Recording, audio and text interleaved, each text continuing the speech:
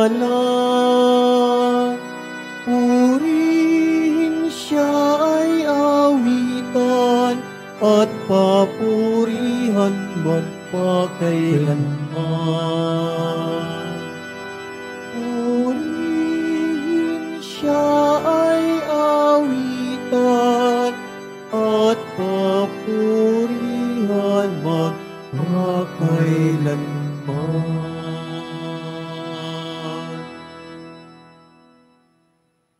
Sa ngalan ng Ama at ng Anak at ng Espiritu Santo. Amen. Ang pagpapala ng ating Panginoong Jesucristo, ang pag-ibig ng Diyos Ama, at ang pagkakaisa ng Espiritu Santo naway suminyong lahat. At sumaiyo rin. Mga kapatid, nasa uwibis tayo ng ika-32 na linggo ng kalimang panahon ng palang taon ng ating pagdiriwang. Isama po natin sa misa natin ngayon ang mga intensyon para sa araw ngayon. Ang inyong mga intensyon kay narito sa loob ng Basilica Minor at pambansang damanan ni Jesus Nazareno, lalo na yung mga laging mga kasama natin sa panahon ng I-Thursday. Isama rin natin ang mga intensyon sa ating mga kapatid na naugnay sa magitan ng Facebook, YouTube, Instagram, X, TikTok at iba pang social media dito sa ating bansa at iba't ibang dako ng mundo. Idagdag rin natin ang ating intensyon para sa kapayapaan sa buong mundo, lalo higit na sa Israel at sa Ukraine, at para sa mga naapektuhan dahil sa mga bagyo. Mga kapatid, sa sulat ni San Pablo kay Philemon, ay kanya pong ipinapahayag ang pag-ibig ng isang Kristiyano na siyang magbabago ng lahat. Gaya halimbawa na ang mga alipin kaya ni Onesimo ay mapabilang na sa mga hinilang ng mga kapatid ng Panginoong Jesucristo. Sa ating Ebanghelyo ngayon ni San Lucas ay sinasabi ng ating Panginoon, hindi man madarama o makikita ang paghahari ng Diyos, ngunit ito'y nagsimula na, sapagkat darating ang tao, anak ng tao, na parang kidlat, ibig sabihin ng ating Panginoon, ay nasa atin na sa buhay. Ngunit kuminsan hindi natin siya kinikilala at dahil sa ating karapukan at kinaan tayo nagkasala. Kaiminin po natin ang ating mga kasalanan upang tayo maging marapat gumanap sa banal na pagdiriwang. Inaamin ko sa makapangyarihang Diyos at sa iyong kapatid na lubha akong nagkasala sa isip, sa salita, sa gawa at sa aking pagkukulang. Kaya isinasamo ko sa mahal na Birhen Maria, sa lahat ng mga anghel at mga banal, at sa iyong kapatid na ako ipanalangin sa Panginoong ating Diyos. Paawaan tayo ng makapangyarihang Diyos, patawarin tayo sa ating mga kasalanan, at patnubayan tayo sa buhay na walang hanggan. Amen. Panginoon, kaawaan mo kami. Panginoon, kaawaan mo kami. Kristo, kaawaan mo kami. Kristo, kaawaan mo kami. Panginoon, kaawaan mo kami. Panginoon, kaawaan mo kami. Manalangin tayo. Ama naming makapangyarihan, para mo nang awang ilayo sa amin araw-araw ang lahat ng mga sumasalungat sa amin at umahadlang upang ang aming buong katauhan ay magkaroon ng kalayaan para kusang sundin ang iyong kalooban sa pangitan ni Jesucristo kasama ng Espiritu Santo, magpa sa walang hanggan. Amen. Magsiupo muna ang lahat. Pagbasa mula sa sulat ni Apostol San Pablo kay Philemon. Pinakamamahal ko, ang iyong pag-ibig ay nagdulot sa akin ng malaking katuwaan at kaaliwan, sapagkat dahil sa iyo, sumigla ang kalooban ng mga banal. Dahil kay Kristo, maaari kong sabihing dapat mong gawin ito. Gayunman, pag-ibig ang nagbunsod sa akin upang makiusap sa iyo. Akong si Pablo, sugo ni Kristo Jesus, at ngayoy nakabilanggo dahil sa Kanya, ang nakikiusap sa iyo tungkol kay Onesimo, na naakit ko sa pananampalataya samantalang ako'y naririto sa bilangguan. Dati wala kang pakinabang sa kanya, ngunit ngayoy malaking tulong siya sa ating dalawa. Pinababalik ko siya sa iyo, at para ko nang ipinadala sa iyo ang aking puso. Ibig ko sanang panatilihin siya sa aking piling, upang sa halip mo, siya ang maglingkod sa akin habang ako'y nabibilanggo dahil sa maputing balita. Ngunit ayokong gawin iyon nang wala kang pahintulot, upang hindi maging sapilitan kundi kusa ang pagtulong mo sa akin. Marahil, nawalay sa iyo ng kaunting panahon si Onesimo, upang sa pagbabalik niya'y makasama mo siya habang panahon, hindi na bilang alipin kundi isang minamahal na kapatid.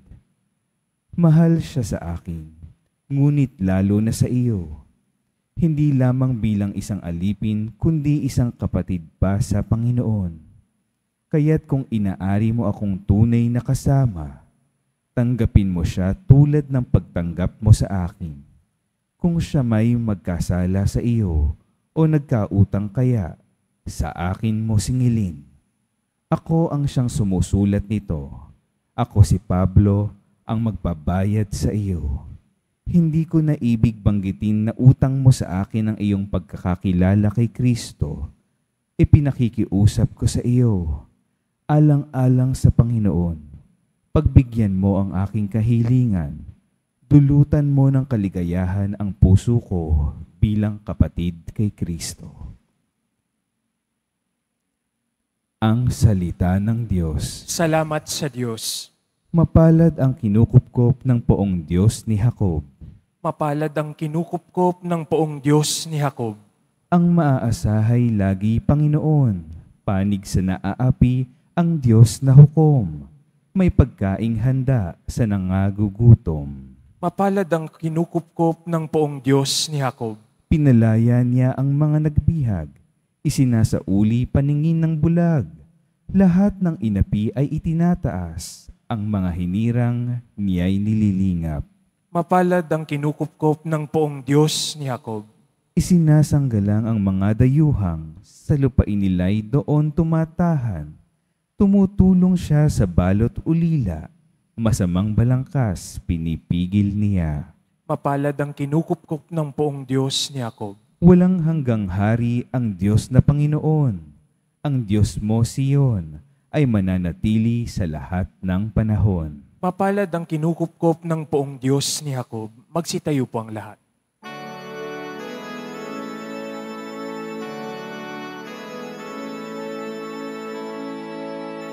Hallelujah,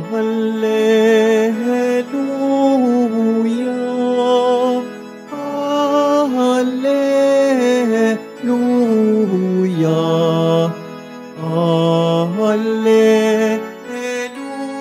Hallelujah, Hallelujah.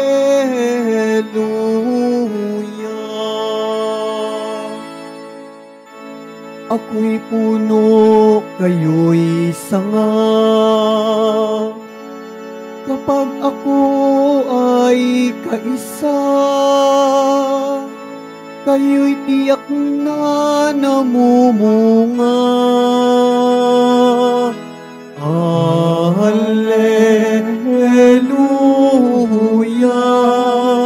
Hallelujah, Hallelujah, Hallelujah.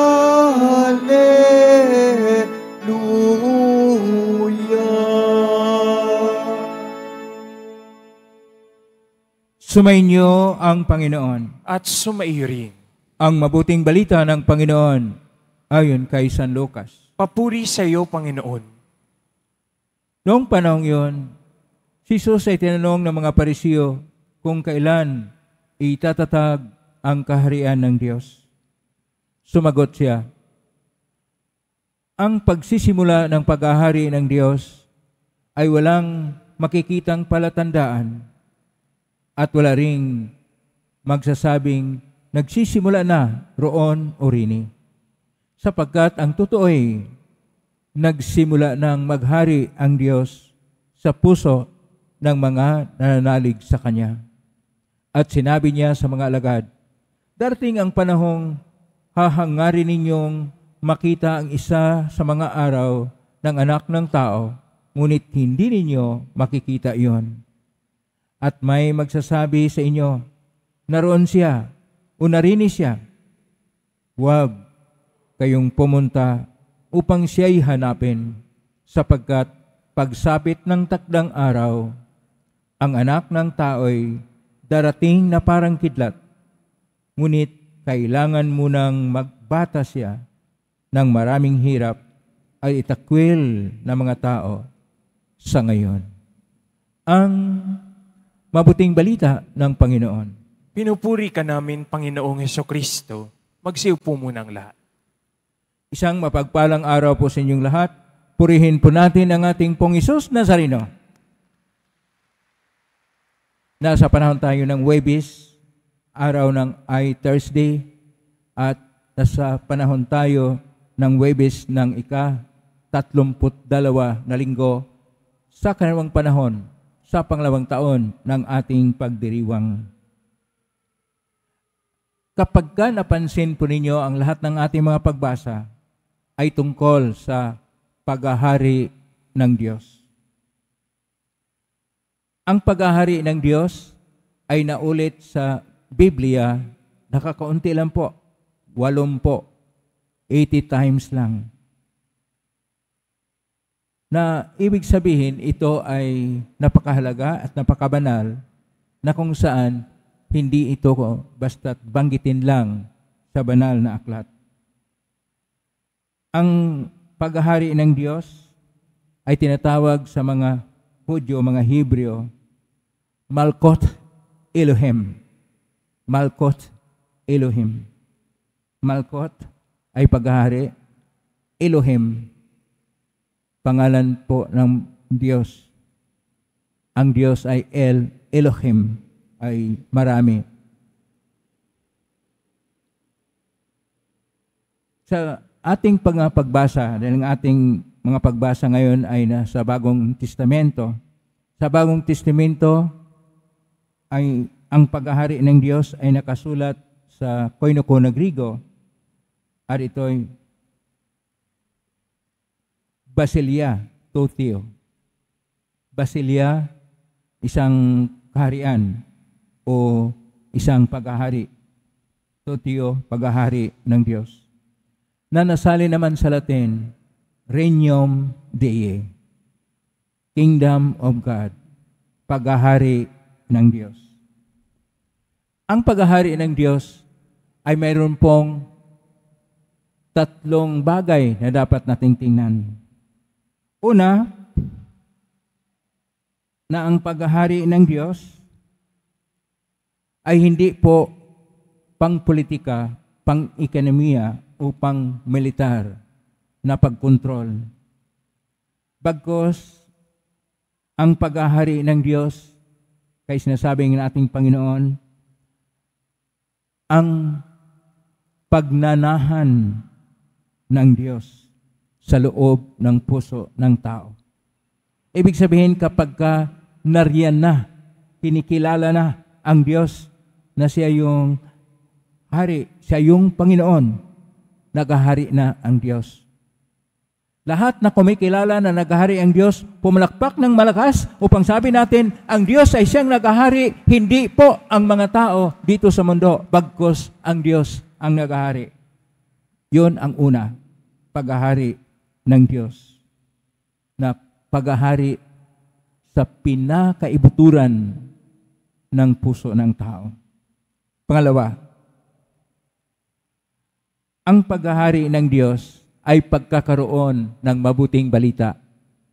Ang mabuting balita ay siyang magdala, una sa lahat, ng saysay o kabuluhan ng buhay.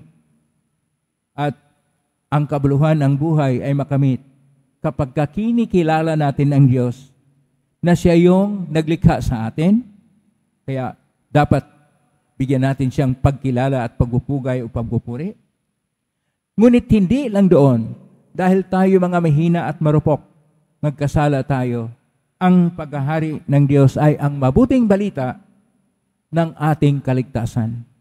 Matanggap po natin ang kaligtasan ng Diyos kapag tayo'y nagbalik loob o sa salitang Hebreo, teshuvah. Teshuvah, ibig sabihin, babalik sa Diyos. At yung pagbabalik natin sa Diyos ay ang pagsimula ng bagong buhay na kung saan tumatalima tayo sa kalooban ng Diyos. Pangatlo, ang paghahari ng Diyos ay nariyan na, ngunit wala pa. Already and not yet.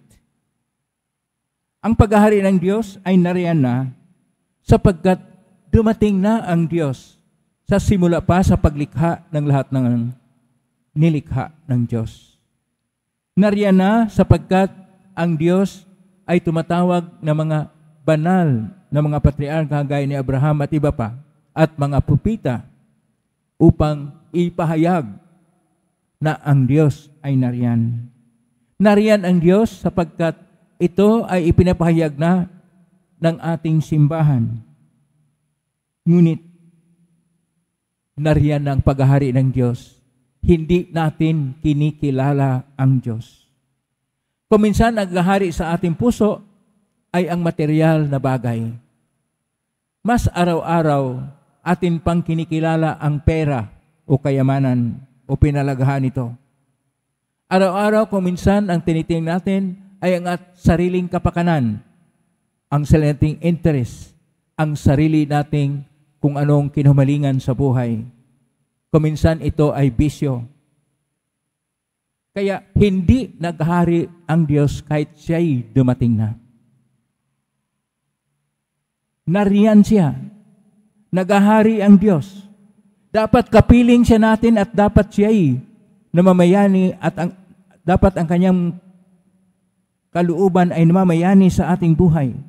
Ngunit kung minsan, ang pinaiiral natin ay ang ating ibig mangyari sa buhay, ang ating mga masamang hilig, ang ating mga ninanais na kuminsan, ito ay salungat sa kalooban ng Diyos. At dahil dito, hindi pa naghahari ang Diyos kahit nariyan na ang Diyos.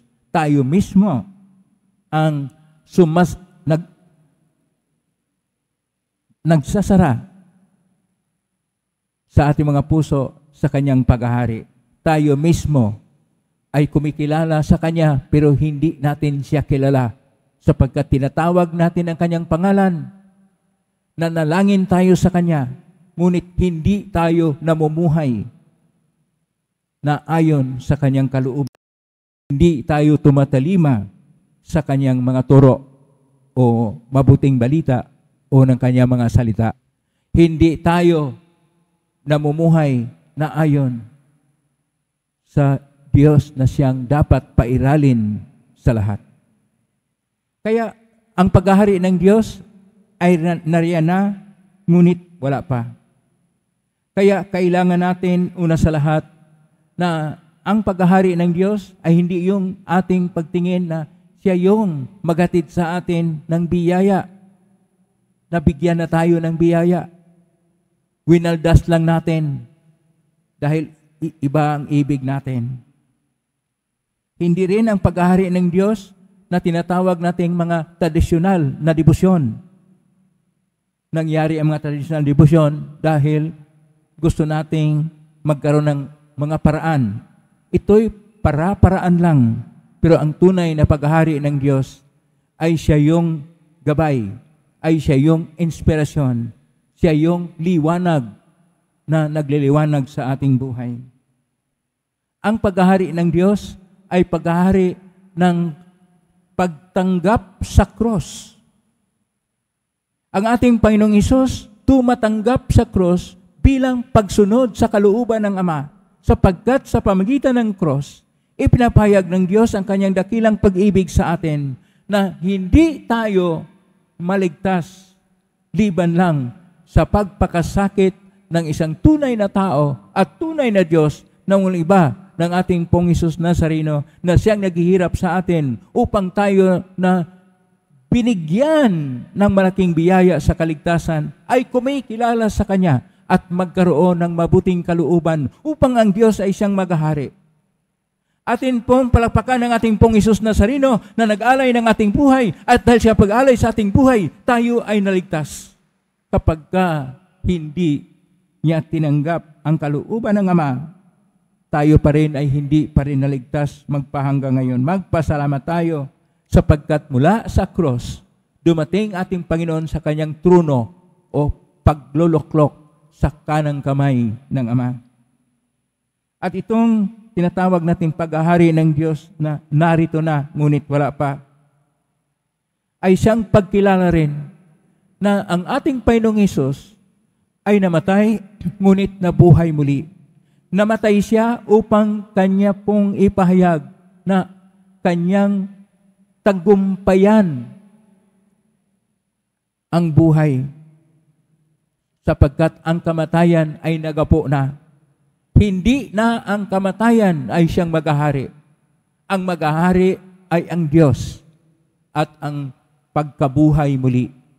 Kaya tayo'y tinatawag, ayon pa ni San Juan Pablo II, tayo'y mga hinirang na mamamayan na tayo ay napabilang sa nabuhay muli na Panginoon. At ang ating awitin ay Alleluia. Ulitin po natin, Alleluia! Alleluia! Lakas pa, Alleluia! Ito ang ating pagpupuri sa Diyos na siya ay maghahari sa buhay natin. Pakisabi sa katabi mo, maghari ang Diyos sa puso mo. Maghari nawa ang Diyos sa puso natin. At ang kanyang paghahari ay siyang magdala ng panibagong paningin sa buhay. Na gaya sinasabi ni San Pablo na si Filemon hindi na siya alipin. Siya ay kasama na nating kapatid. Naway tayo magkakapatid sa isa't isa. Na ang Diyos ay siyang pinuno. Na ang Diyos ay siyang naghahari, na ang Diyos ay siyang tunay na gumagalaw sa ating buhay. Amen? Purihin natin ang Diyos. Magsitayo po ang lahat.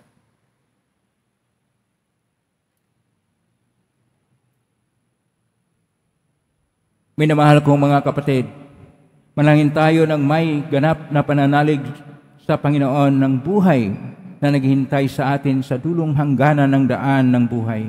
Atin pong itutugon, sumaamin nawa ang iyong paghahari, Panginoon. Sumaamin nawa ang iyong paghahari, Panginoon.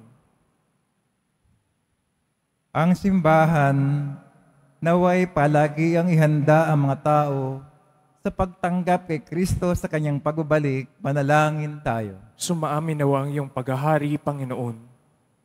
Sa pagkapasyang kumilos para sa katarungan at kapayapaan, ang mga Kristiyano naway pagbuklurin ang lahat ng tao nang sama-sama sa pananampalataya at pag-asa at ihanda sila sa muling pagdating ni Kristo. Manalangin tayo. Sumaamin nawa ang iyong paghahari, Panginoon. Ang mga trahedya gawa man ng tao o ng kalikasan naway hindi magpaligalig o magpahina ng ating pananampalataya. Manalangin tayo. Sumaamin nawa ang iyong paghahari, Panginoon.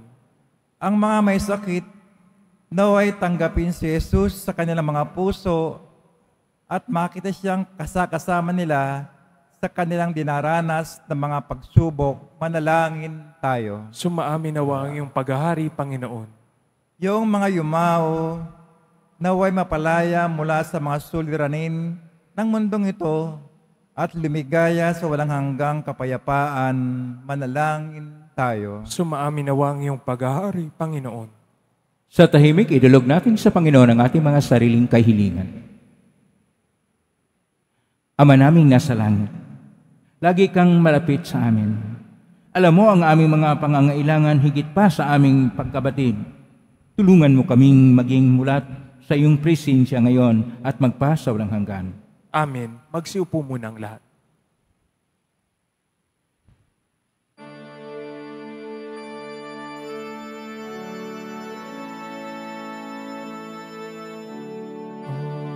aking alay sa iyo, Panginoon.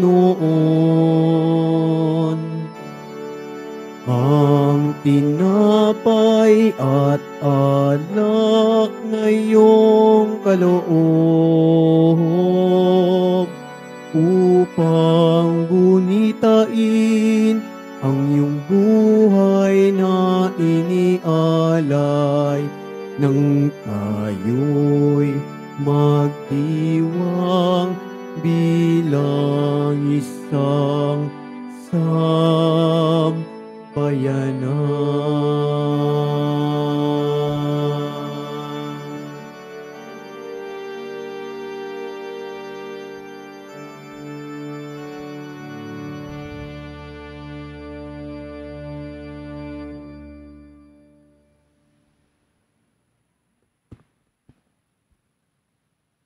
Magsitayo po ang lahat.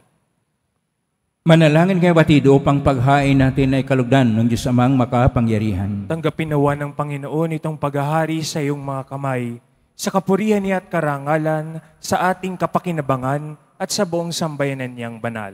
Ama naming lamikha, kalugdan mo ang paghahain ng mga natitipon dito upang ang aming ginaganap na pag-aalay ng sarili ng anak mo ay aming pakinabangan sa kanyang pamagitan kasama ng Espiritu Santo magpa sa walang hanggan. Amen. Sumainyo ang Panginoon. At sumaiyo rin. Itaas sa Diyos sa inyong puso at diwa. Itinaas na namin sa Panginoon. Pasalamatan natin ang Panginoong ating Diyos. Marapat na siya ay pasalamatan. Ama namin kaparinto ni marapat ni kay aming pasalamatan. Sa iyong pagingapag ng loob ang tayong likhamot pinangasiwa sa San Sinukob. Sangan mong siya iwastong lubos siya pinagdusa mo sa kanyang pagtalikod.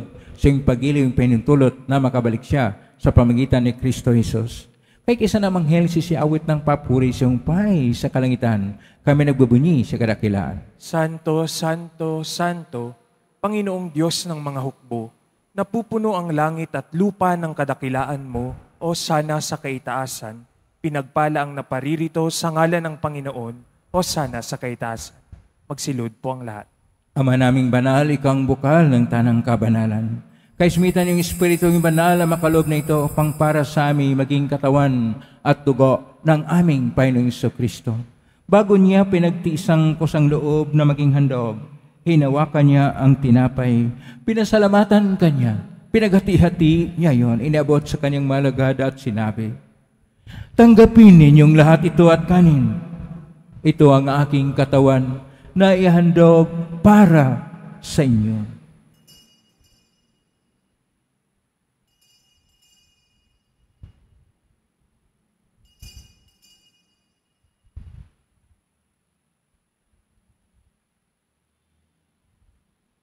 Gayon din naman nung matapos ang hapunan, hinawakan niya ang kalis. Muli kanyang pinasalamatan. Inabot niya ang kalis sa kanyang malagad at sinabi, "Tanggapin ninyong lahat ito at inumin. Ito ang kalis ng aking dugo ng bago at walang gangtipan. Ang aking dugo na ibubuhos para sa inyo at para sa lahat sa ikapagpapatawad ng mga kasalanan. Gawin niyo ito sa pag-alala sa akin."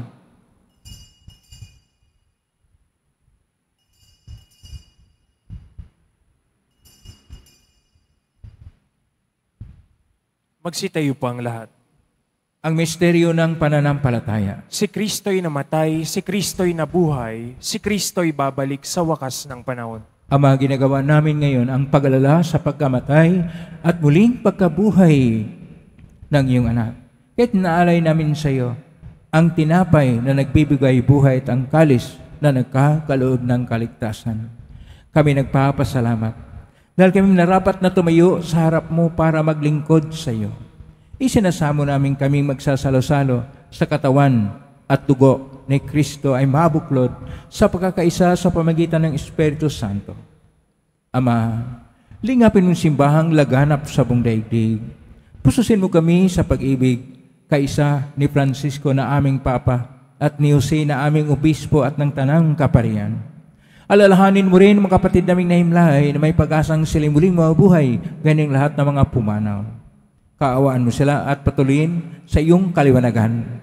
Kawanidapatin kaming lahat na makasalo siyang buhay na walang wakas, kaisa ng mahal na Berhen Maria na ina ng Diyos, ng kabiyak ng puso niyang si San Jose, kaisa ng mga apostol, ni San Juan Bautista, ni San Roque, ni San Lorenzo Ruiz de Manila, ni San Pedro Calungsod, at ng lahat ng mga banal na namuhay sa daigdig ng kalugod-lugod sa iyo, maipagdiwang nawa namin ang pagpupuri sa karangal mo sa pangitan ng anak na aming Panginoong Hesukristo. Sa pamamagitan ni Kristo, kasama niya at sa Kanya,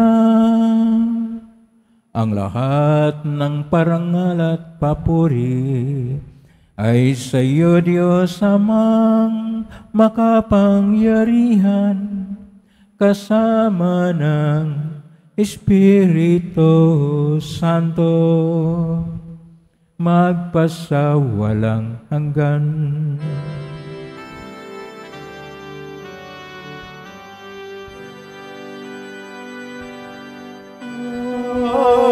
Amen. Amen.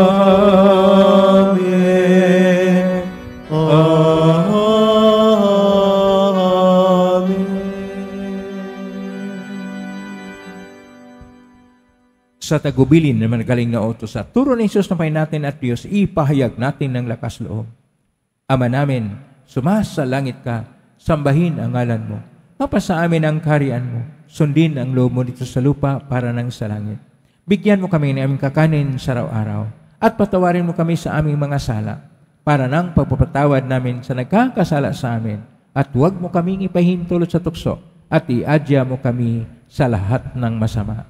Niling namin kami adya sa lahat ng masama, pagkalooban ng kapayapaan na araw-araw, iligtas sa kasalanan at sa lahat ng kapahamakan, samantalang aming pinanabikan ang dakilang araw ng pagpapahayag ng tagapagligtas naming si Jesucristo. Sapagkat iyo ang kaharian at ang kapangyarihan at ang kapurihan magpakailanman. Amen. Panginoong Jesucristo, sinabi mo sa mga apostol, kapayapaan ang iniiwan ko sa inyo, ang aking kapayapaan ay binibigay ko sa inyo. Tunghayin mo ang panampalataya at huwag ang aming pagkakasala. Pagkalooban mo kami ng kapayapaan at pagkakaisain siyang kalooban kasama ng Espiritu Santo, magpa sa unang hanggan. Amen. Ang kapayapaan ng Panginoon ay laging sumainyo. At sumaiyo rin. Magbigayin kayo ng kapayapaan sa isa't isa. Kapayapaan sa inyo. Kordero ng Diyos na nag-aalis ng mga kasalanan ng sanlibutan, maawa ka sa amin. Kordero ng Diyos na nag-aalis ng mga kasalanan ng sanlibutan, maawa ka sa amin. Kordero ng Diyos na nag-aalis ng mga kasalanan ng sanlibutan, ipagkaloob mo sa amin ang kapayapaan. Magsilud po ang lahat. Ito ang kordero ng Diyos. Ito ang nag-aalis na mga kasalanan ng sanlibutan. Mapalad ang mga inaanyayahan sa piging ng kordero. Panginoon, hindi ako karapat-dapat na magpatuloy sa iyo, ngunit sa isang salita mo lamang ay gagaling na ako.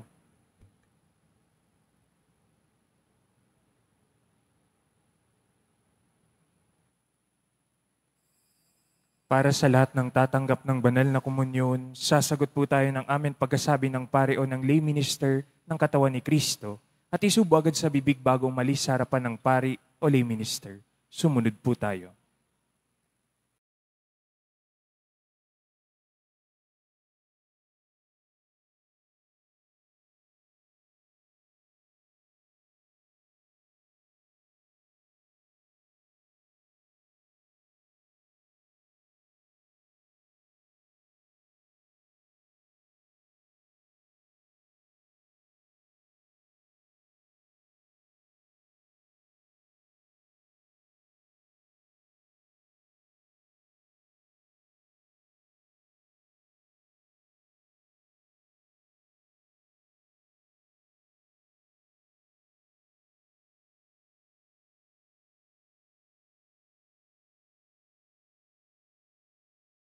Magsitayo po ang lahat. Manalangin tayo. Ama naming mapagmahal, tinatanaw naming utang na loob ang banal na pakikinabang at niluhog naming ang Espiritu Santo ay mag-umapaw sa kalooban naming kanyang tinigib ng iyong kadakilaan upang ang iyong kaganang loob ay manatili sa amin palagian. sa pangitan ni Kristo kasama ng Espiritu Santo, magpa sa walang hanggan. Amen. Panalangin para sa mga kaluluwa, mga kapatid, ating pagdasal ng ating mga minahal na imaot ang lahat ng mga kaluluwa sa purgatorio. Panginoon naming Diyos, Ama namin, Ikaw pong dahilan ng aming pagsilang sa iyo galing ang aming hiram na buhay. Mungkaw ang loob kaming nanalangin at kami na makaawang kalugdan mo po ang mga kaluluwa ng mga pumanaw na sa mundong ito. Sila naway magkamit ng buhay siyang piling. Alisin mo ang anumang mga karamihan ng kasalanan upang sila'y maging marapat sa iyong walang hanggang kalinisan. Iyaon mo sila mula sa purgatorio at bigyan ng puwang sa iyong kaharian sa langit. Kapayapaan kailanman ay gawad ng may kapal sa mga yumaong nagsipanaw. Sila naway silayan na iyong ilaw na walang hanggan. Amen. Panatag naman sila sa kapayapaan. Amen.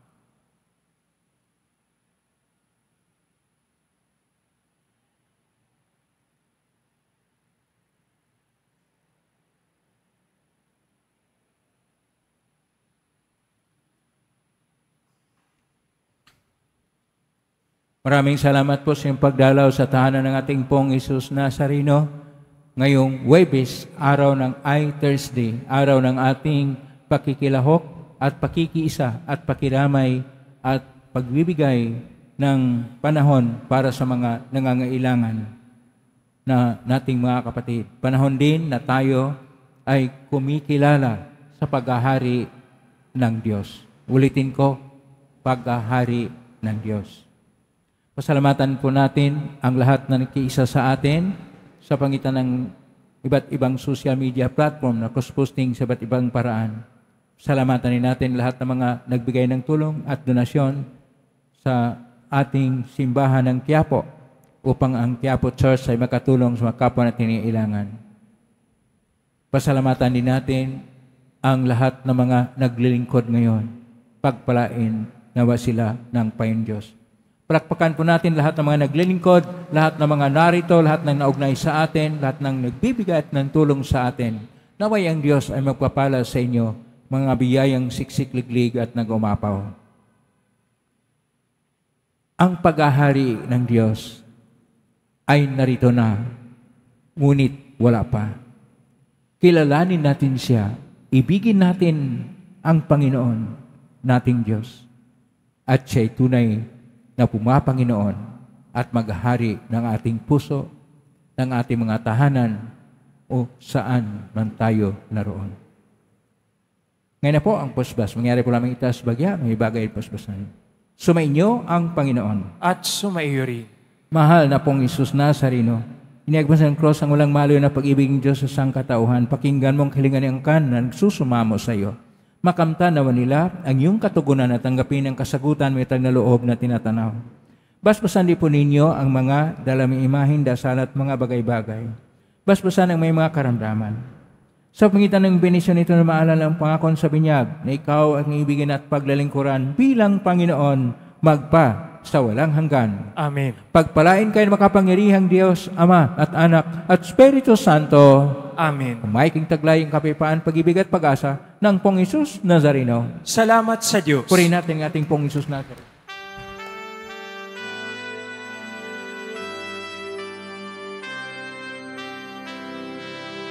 Nuestro Padre Jesus Nazareno, sinasamba ka namin.